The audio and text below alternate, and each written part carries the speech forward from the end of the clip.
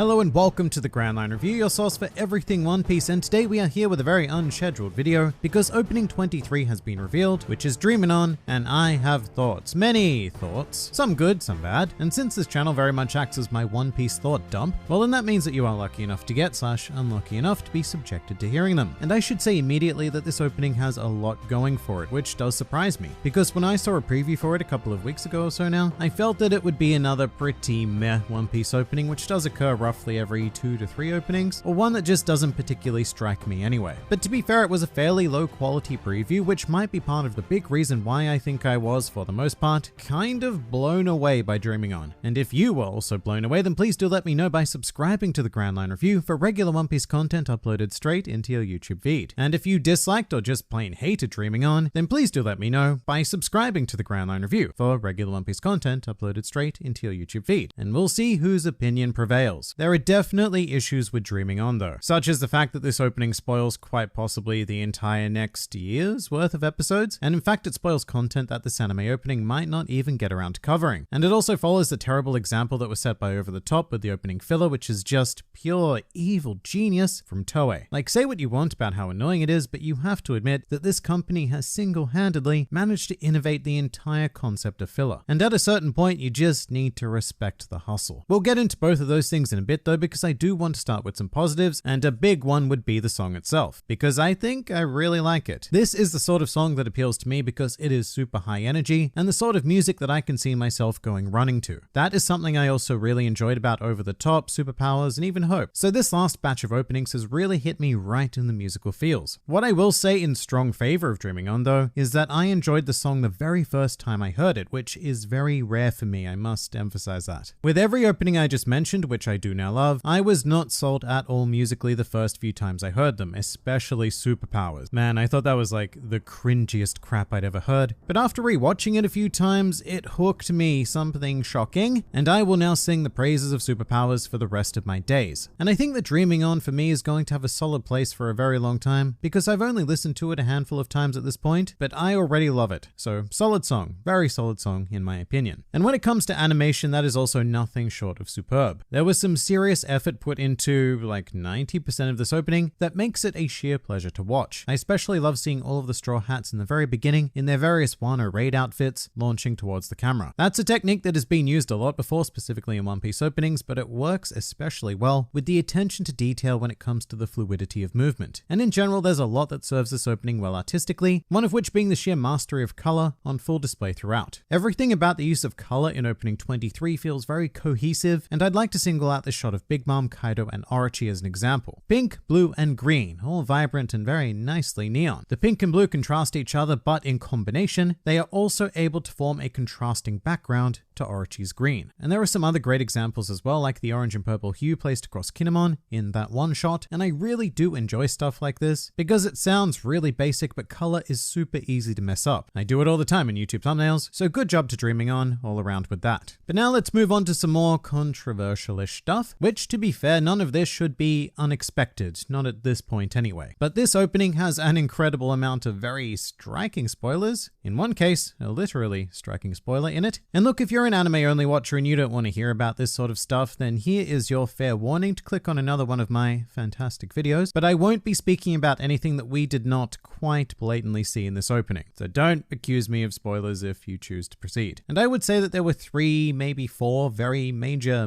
things that were spoiled in Dreaming On. And I'll start with a basic and debatable one first, which is that it goes ahead and fully reveals Kozuki Oden to us. He's just there in all of his glory, which I have to say is super hype for me to see, but his actual reveal is an awfully long way away from where the anime is at this point. And I guess it's not the biggest deal in the world because the anime has practically sort of revealed him in the past. You know, all of those questionable silhouetted filler they added of him, whereas in the manga those were very brief and complete shadows. I don't know though, this probably isn't something that bothers a lot of anime only viewers, but Oda is very intentional when it comes to how he reveals his characters. The moment where their faces become known to us for the very first time is meant to be an engineered experience that gives us all an important first overall impression expression of whoever it may be. And in my opinion, doing stuff like this does take away from that. I won't say the circumstances under which Odin was introduced, but it's not at all what this opening would have you believe. However, this is one of those things where I just have to get off my manga high horse and accept the fact that the anime experience is a different beast. That is fine. However, I do have quite serious doubts over whether or not we'll still even be watching this opening when Odin's reveal actually happens, which makes me question the entire idea of putting him and a lot of other stuff into it. And that's because when you look back at Over the Top, there are events in that opening that still have yet to be animated. Like, we've moved on to an entirely new opening, and we still haven't covered everything that Over the Top presented us with. And you know, as a manga reader, seeing Over the Top for the first time was this insane experience because it included something that we'd only read like a month prior. So I think that Over the Top definitely bit off more spoilers than it could chew, and Dreamin On might be in the same boat, because there is a lot of stuff in this opening that I am almost certain we'll not get to see unless the opening is planned for an extraordinarily long run, like a record-breaking run. And there is a lot of stuff as well, it's not just Odin. And the most obvious of the obvious would be everything that takes place in the flashback realm. We have a lot of brief scenes of the young Roger pirates, young Whitebeard, and even this amazing clash of Roger versus Whitebeard, which once again I have to say it looks stunning. Seeing it in this opening is everything I would have wanted it to be after having read it. Although if anything, with this rate at which Wano is going with animating key scenes, I'd expect the actual thing to be even better than this. So there is a lot of hype for that. But I don't get why you would put it in this opening. One of the greatest features that One Piece capitalizes on is surprise moments. You know, when a chapter drops and something world-shaking happens seemingly out of nowhere. Those are the times when One Piece is trending on Twitter and breaking the internet, or whatever metric you want to use. And I don't know, putting stuff like that in an opening, look, I guess it certainly builds expectations and hype from watching it, but it removes that element of surprise. I mean, it actively tells people what is going to happen in the future, which I suppose is called a spoiler. So after having seen this opening, there is an expectation that this exact clash will happen in the future, rather than it being an amazing surprise gift. And it almost makes me long for the days of Wake Up, which had some pretty absurd scenes of the Straw Hats fighting the admirals and stuff. And when it came to that, even anime-only watchers knew that in the context of the events that they were currently engaged in, that was simply not going to happen. So I guess my main hope for anime watchers is that they look at this stuff and either overlook it completely, or that they assume that this is dreamish, fun animation for the sake of it. And that certainly is not the last major thing that gets spoiled though. There are a lot of characters that pop up in Dreaming On. You know, we see shots of Jinbei, Sabo, and Ace, which is an interesting choice, and I wonder if we should expect to see any of them during Wano, maybe. And then there's also some lingering shots like say this one of Kyoshiro, which seems highly symbolic of some kind of character that we may or may not become aware of in the far,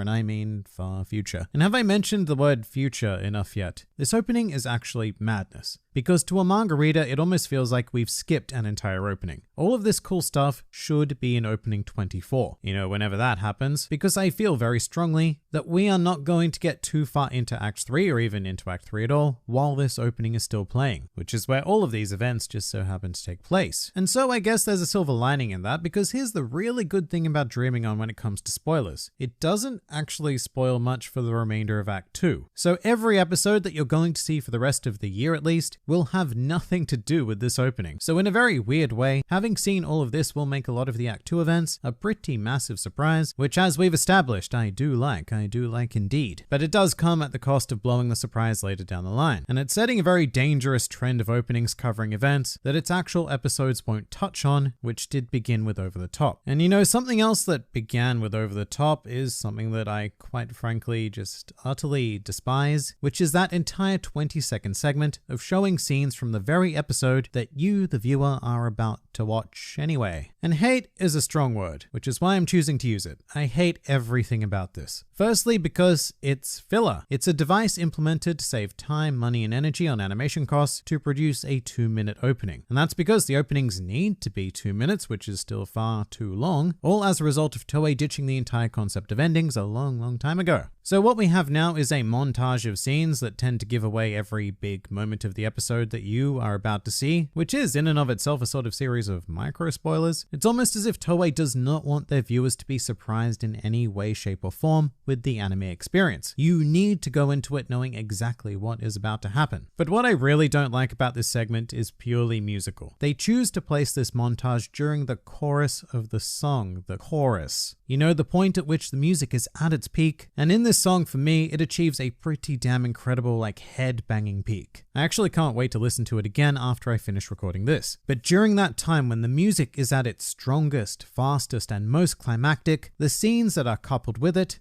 are the slowest, tamest, and most out of place. And that's because they come from the actual episode. You can tell that they were not animated in the same Schmidt creative way that the rest of the opening was, and they just don't match the music like everything else does. I mean, think of the lightning fast ways we see young Blackbeard attack the camera, or the powerful clash between Roger and Whitebeard. That is the sort of stuff that should be playing during the chorus, not a mundane scene of, say, Zorro having a casual conversation with Hiyori. It honestly reminds me of AMVs that I would make back in high school. You know, a bunch of random scenes put against a song that I thought was cool at the time, but that didn't blend at all with the music. For many, many reasons. Maybe those scenes linger too long, or just feature a character standing there and speaking. And that is this segment in every episode of the Wano era. A poor AMV thrown together by some likely highly underpaid and highly overworked Toei employee. And it's a true shame because everything else in terms of music and animation is just so damn solid. But then when you get to the chorus, the part of the song that the rest of the song has been building up to, also known as the main meat of the music, well, when you get to that, we get served the equivalent of a bland frozen meal. With that said though, let's end on a positive. Despite the money-saving issues and spoiling a lot of fairly major stuff, Dreaming On is nothing less than a superb opening. I don't see how it's possible to watch this and not be incredibly excited to start the episode that follows it. It's not a perfect opening, but no opening in the last decade has been, so yeah. But what do you guys think? Please do leave your thoughts in the comments below or even join my Discord server. And if you'd like to see more videos like this, then please do go and check out some of my other content or even subscribe to the channel for more glorious One Piece business uploaded straight into your YouTube feeds. But for now, this has been the Grand Line Review, and I'll see you next time.